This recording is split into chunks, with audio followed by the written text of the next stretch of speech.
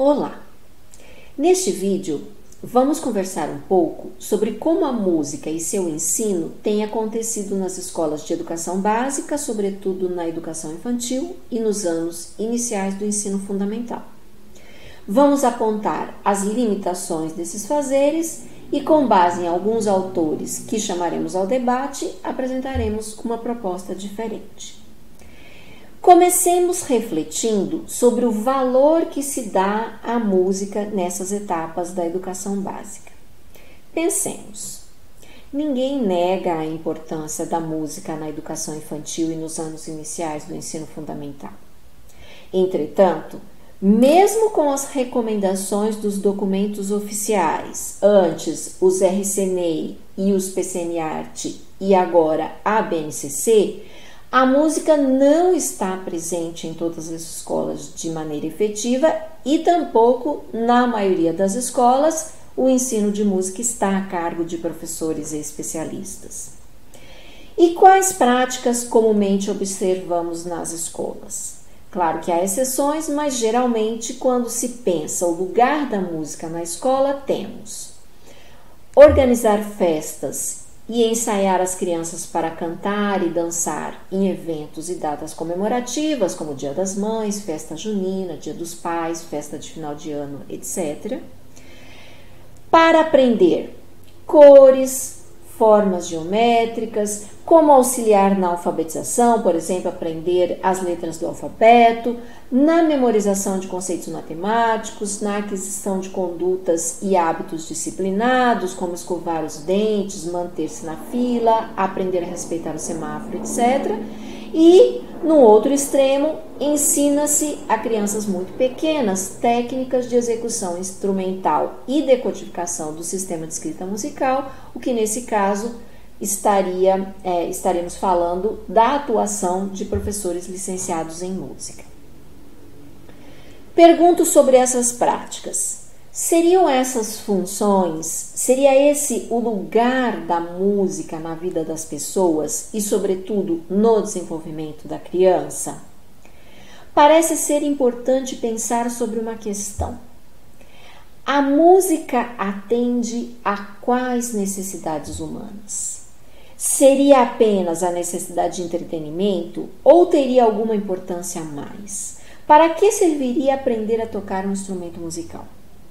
Os autores que trarei aqui, penso, ajudam a responder a essas dúvidas, porque, apesar de serem possíveis essas práticas que eu citei antes, deve-se ter clareza de que o papel e a importância da música na formação, no desenvolvimento dos indivíduos é muito mais amplo.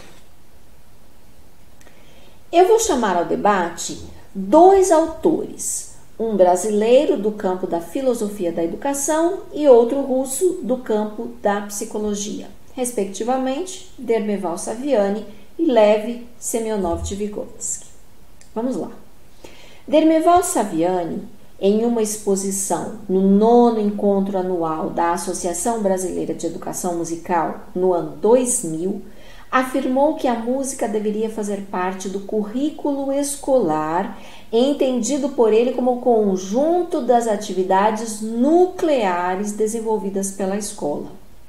Disse ainda que a música é um dos recursos mais eficazes na direção de uma educação voltada para o objetivo de se atingir o desenvolvimento integral do homem. Vemos então que a educação musical não deve ser considerada uma atividade extracurricular. Ao contrário, como disse Saviani, deve fazer parte das atividades nucleares desenvolvidas na escola, visando o desenvolvimento integral do homem. Isso significa dizer que a educação musical não desempenha um papel periférico, pouco importando o modo como se desenvolve em cada escola por cada professor. Penso que essas afirmações de Saviani indicam que o conteúdo das aulas de música deve ser pensado juntamente com o das outras atividades realizadas na escola, formando parte de um todo, e não como algo que pode ou não acontecer de modo efetivo. Lev Semyonovich-Vygotsky não trata exclusivamente da música, mas ele diz, abre aspas, a arte é o social em nós, fecha aspas. Vamos pensar um pouquinho sobre essa formulação que não parece ser banal. Dizer que a arte é o social em nós significa que ela não é exteriorização de sentimentos puramente individuais, subjetivos. Ao contrário, a arte é um desdobramento da vida conjunta dos homens, da vida em sociedade. É uma construção histórica, assim como, consequentemente, os sentidos necessários à sua apreciação. Tanto a criação quanto a apreciação da arte tem natureza social. Para Vygotsky, uma obra de arte, seja do campo da música, da literatura, etc., é experiência humana concentrada. Vejamos, para ele, o material da arte é a vida, os acontecimentos, as relações humanas, os sentimentos, os lugares por onde passamos, as situações que vivenciamos, etc. O artista toma esse material e o trabalha de tal modo na sua criação artística que quem ouve uma música, assiste a uma peça de teatro ou aprecia um quadro tem a possibilidade, e eu já explico por que possibilidade, de absorver essa experiência humana, esses sentimentos, essas emoções que ali estão de forma condensada, concentrada em uma única obra. Nesse processo, aquele que está apreciando a obra de arte pode rever a sua própria vida, compreendê-la melhor e reelaborar os seus próprios sentimentos. Além disso, para Vygotsky, toda essa transformação deve nos mover à ação. E por que tudo isso é só uma possibilidade? Justamente porque a natureza da apreciação artística, assim como a da criação, é social. Quer dizer, não é uma condição inata, não é uma coisa com a qual se nasce ou não. Essa é uma condição aprendida, algo a ser desenvolvido por processos educativos, sejam eles formais ou informais. Aqui entram a escola e os professores, porque pelos processos informais pode ser que essa possibilidade se efetive ou não. A escola, por outro lado, é o lugar onde se pode alcançar um grande número de crianças e jovens e desenvolver neles os sentidos artísticos, tanto para a criação como para a apreciação. Ok, revendo o percurso até aqui. Primeiro, identificamos as práticas mais usuais do ensino de música nas escolas, especificamente para as crianças até 10, 11 anos.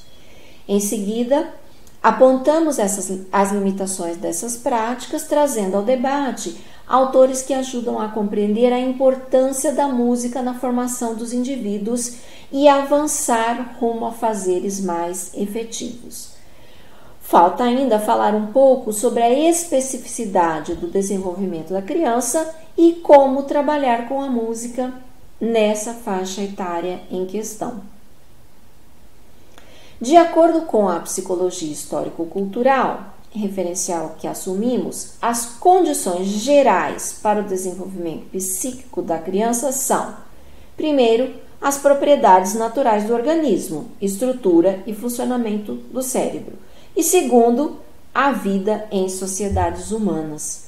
O nosso cérebro, o nosso psiquismo, não se desenvolve humanamente fora de sociedades humanas.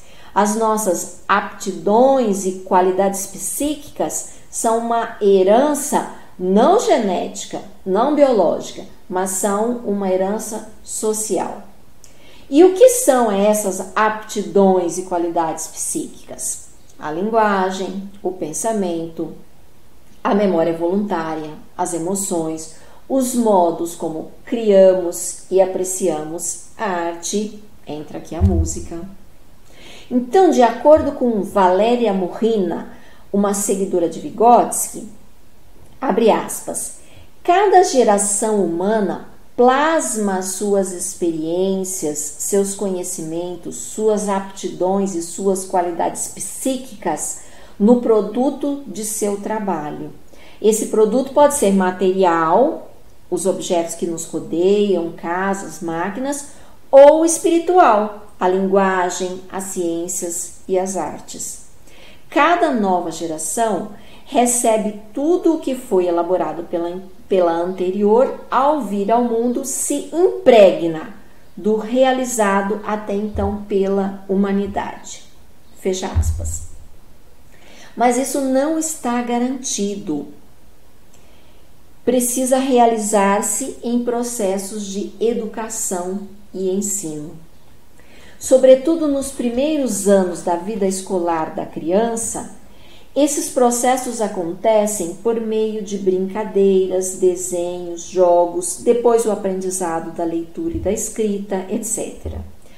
Tais atividades devem ser pensadas e organizadas sistematicamente pelos professores, visando o desenvolvimento psíquico da criança, desenvolvimento da percepção, da atenção, da memória, da linguagem, do pensamento, da imaginação, da criação, da emoção. Em uma palestra sobre a questão da educação infantil, disse Vygotsky, abre aspas, a tarefa, ele estava se referindo ao ensino da literatura na idade pré-escolar. Então, diz ele, a tarefa consistiria em desvendar para a criança o mundo da arte da palavra. O mesmo vale para a música, ainda é o Vygotsky falando. Estamos diante da tarefa de desvendar para a criança a música em geral, o mundo da música, as possibilidades de percepção musical. Fecha aspas.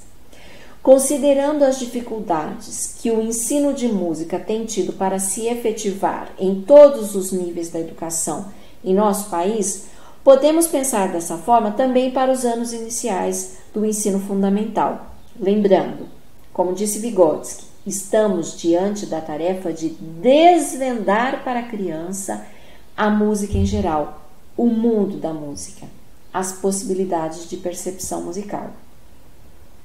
Nos outros vídeos desse webinário, vocês vão encontrar propostas práticas para aulas de música na educação infantil e nos anos iniciais do ensino fundamental, que são a face didático-metodológica dos fundamentos teóricos que aqui apresentamos.